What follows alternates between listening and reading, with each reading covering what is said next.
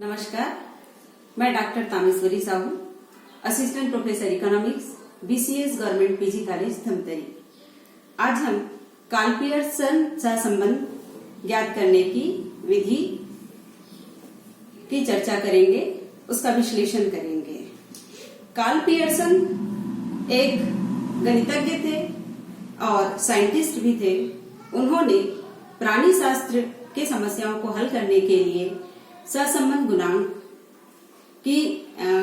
का प्रतिपादन किया 1890 में। उन्होंने सहसंबंध ज्ञात करने के लिए जो सूत्र दिया है उस पर हम थोड़ा सा विश्लेषण करेंगे। सहसंबंध ज्ञात करने का मूल सूत्र है R is equal to, Karl Pearson सहसंबंध ज्ञात करने का सूत्र है R is equal to covariance of x and y divided by standard deviation of x and standard deviation of y। किंतु हमारे बुक्स में जो सूत्र हैं वो है sigma dx dy under root sigma dx square into sigma dy square. इस मूल सूत्र से इस सूत्र तक हम कैसे पहुंचे? तो यह एक मूल सूत्र है। यदि हम कोवेरियंस निकालते हैं तो कोवेरियंस इज इक्वल टू होता है x माइनस एक्स बार और y minus y bar divided by n। Covariance अर्थात x माइनस एक्स बार और y minus y bar divided by n।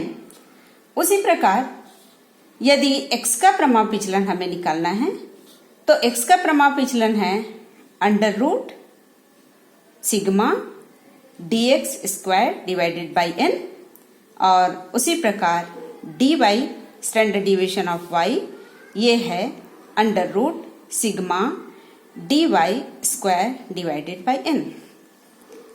यदि इसे और इसे हम इस सूत्र में डालें तो r is equal to x minus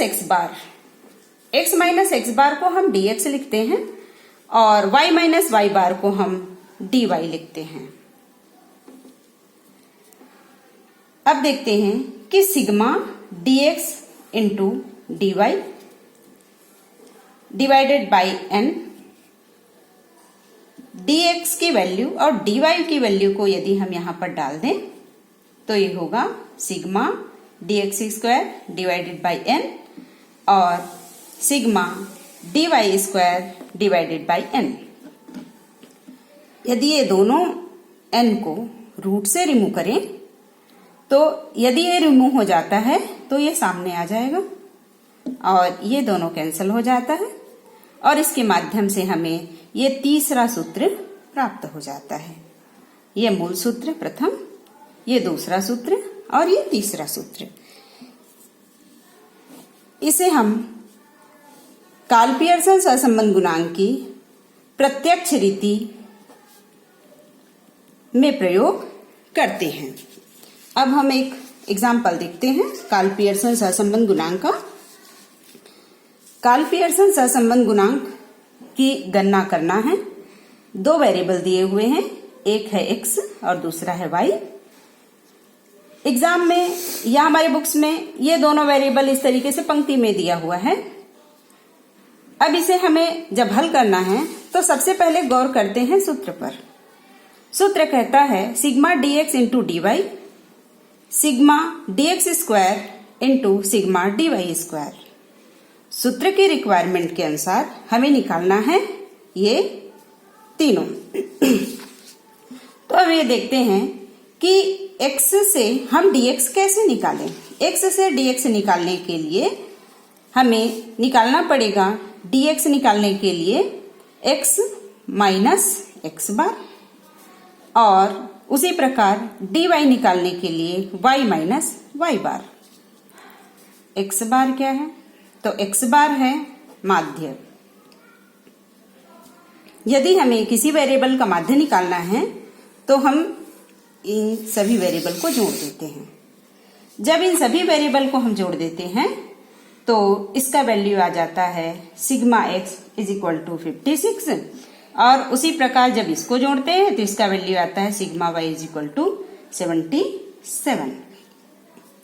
number of item in pair ये है number of item n is equal to 7, n is equal to 7।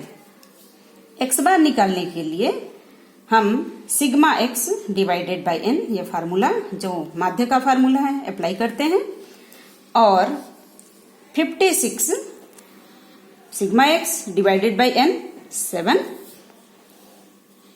7 8 56, मतलब x bar is equal to 8। उसी प्रकार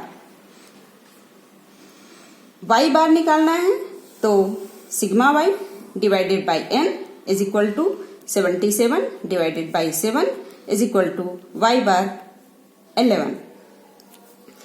अब देखिए कि इस x से हमें निकालना है dx। dx निकालने के लिए हमें करना है x माइनस x बार। यहां पर x बार दिया हुआ है, हमने ज्ञात किया है 8।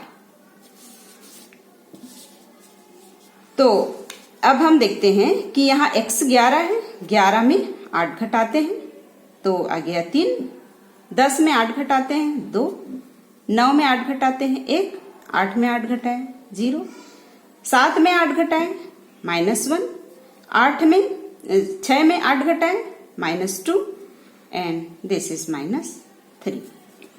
अब इसका हम स्क्वायर करेंगे तो 3 तिया 9, 2 दूनी 4, 1 1 में 0, 1, 4 और 9।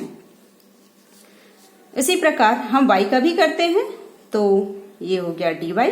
dy निकालने के लिए y माइनस y बार, तो चूंकि हमारा y बार आया है 11, तो 11 में से 20 में से यदि हम 11 घटाएं तो यहां पर आ जाएगा 9, यहां पर आ जाएगा 7 और यहां पर आ गया 1। 8 में से 11 घटाए तो -3, 10 में से 11 घटाए तो -1, 5 में से 11 घटाए तो -6 और यहां पर -7।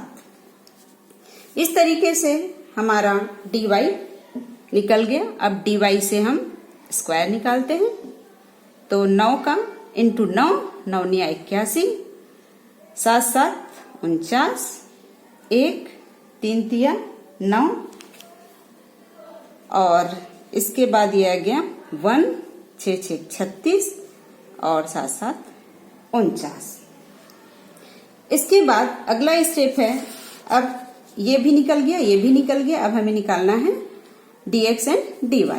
तो dx एंड dy, जब भी हम इस गणित को बनाएं तो एक चीज ध्यान में रखना है, x के प्रथम वैल्यू के सामने y का प्रथम वैल्यू, सेकेंड वैल्यू के सामने सेकेंड वैल्यू, मतलब बिल्कुल ये पंक्ति में होना चाहिए। यदि पंक्ति में नहीं होता है तो गलती होने की संभावना बहुत होती है।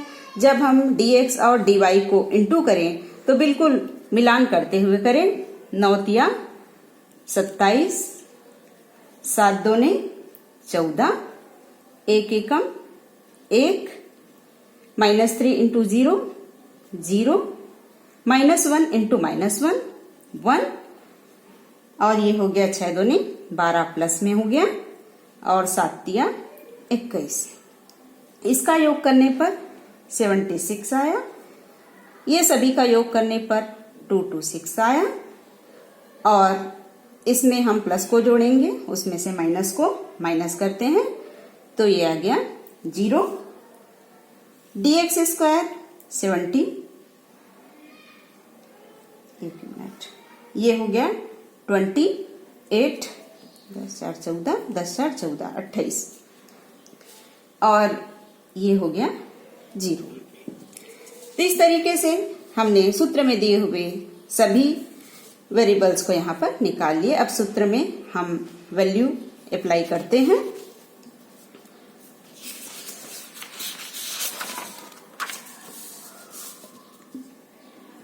R is equal to sigma dx dy divided by under root sigma dx square और सिग्मा dy स्क्वायर। यहाँ पर वैल्यू है 76, यहाँ है 20 under root 28 into 2 to 6 is equal to, अब चूंकि यहाँ पर रूट है तो हमें रूट रिमूव करना है, 76 ऊपर में ही रहने देते हैं और दोनों को गुना करते हैं। दोनों को गुना करने पर 63 2x, और अब इसका जब हम रूट रिमूव कर देते हैं तो इसका वैल्यू आ जाता है 76 डिवाइडेड बाय 79.55। 76 को 79.55 से यदि हम डिवाइड देते हैं तो इसका वैल्यू आता है 0.96। R is equal to 0.96। प्रश्न में हमें पूछा गया था कि दो आंकड़ों के बीच काल्क पियर्सन सहसंबंध गुणांक की गणना कीजिए। जब हमारा उत्तर ये आ जाता है तो हमें कंप्लीट आंसर लिखना चाहिए। सहसंबंध गुणांक